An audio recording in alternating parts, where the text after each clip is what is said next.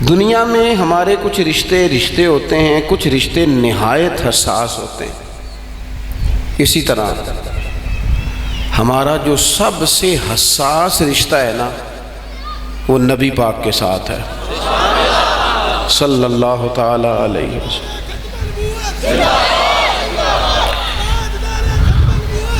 آپ دیکھیے قرآن مجید فرقان حمید نے اس انداز میں اس رشتے کو بیان کیا، فرمایا النبی اولی بالمؤمنین من انفسہم، فرمایا یہ جو نبی ہیں یہ مومنوں کی جانوں سے بھی ان کے زیادہ قریب ہیں۔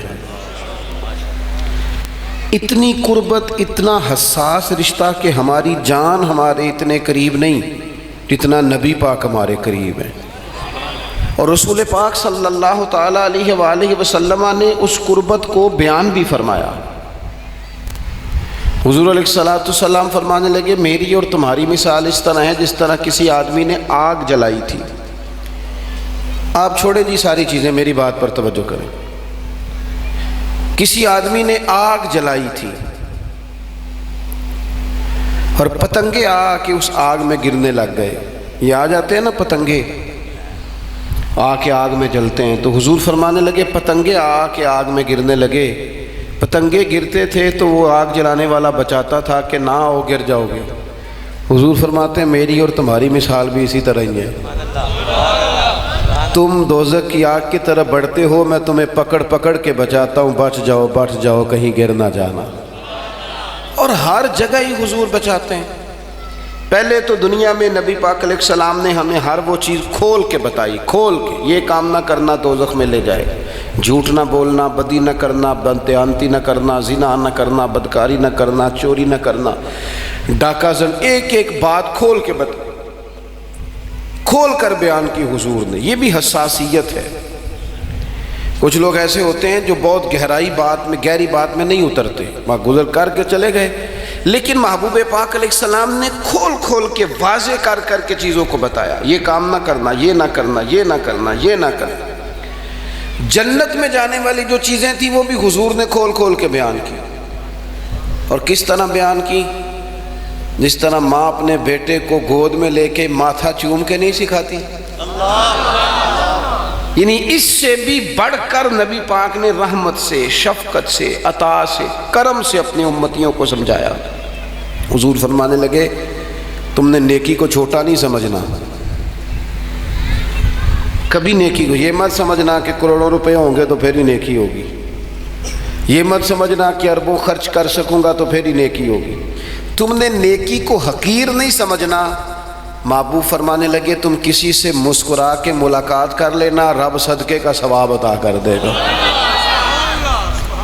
ایک ایک چیز کو کھول کر، یہ حساسیت ہے، اور اس کو پوری نرمی سے سمجھانا اور اس پر پورا قائل کرنا اور اس پر پوری شفقت کرنا، اور اس بات کو سمجھ لینا کہ سامنے والا نادان ہے، اسے ذرا سمجھانے کی ضرورت ہے۔ ہمارے ہاں نا جو سمجھانے والے ہیں نا، اللہ ماشاءاللہ اچھے لوگوں کی بات نہیں کرتا، سمجھانے والے بڑے ڈاڈے ہو جاتے ہیں، بڑے ڈاڈے۔ جنہوں نے ادب سکھانا تھا وہ ادب سکھاتے نہیں، الٹا ناراض ہوتے ہیں۔ بھئی آپ سکھائیں، آپ سمجھائیں، آپ تعلیم دیں، آپ کے ذمے، اور اس کو شفقت سے دیکھیں نا۔ دو قسم کا انسان سمجھاتا ہے، ایک میں آپ سے تقریر کر رہا ہوں، یہ اوورآل سمجھانا ہے، اور تقریروں میں، نکابتوں میں، نعتوں میں زیادہ تر لوگوں کا خیال ہوتا ہے داد ملے، کوئی نوکھی بات کروں۔ ایک تقریر ہے، واعظ ہے، اس میں لوگ بلکہ اب تو نیری داد نہیں، اب تو کہتے ہیں داد بھی ملے، امداد بھی ملے، اب تو ڈبل مسئلہ ہے۔ لوگ اس عنوان، ایک عام اوورآل تقریر ہے، ایک خدا نہ خواستہ بچے کی کسی نے آ کے بتایا کہ تیرا بیٹا تو سگریٹ پینے لگ گیا۔ اب اس کو بندہ اوورآل نہیں سمجھاتا، اس کو سمجھانے میں کوئی درد ہوتا ہے، کوئی کیفیت ہوتی ہے، اس کو ایسے ہی وہ نہیں سمجھائے گا کہ سگریٹ نہیں پینے چاہیے، یہ ہوتا ہے، اس طرح تھوڑی سمجھائے گا۔ اس کے تو پیروں پہ باپ اپنی ٹوپی رکھ دیتا ہے، پگڑی رکھ دیتا ہے، کہتا ہے پترو میری کمائی نہ ضائع کر چھڑی۔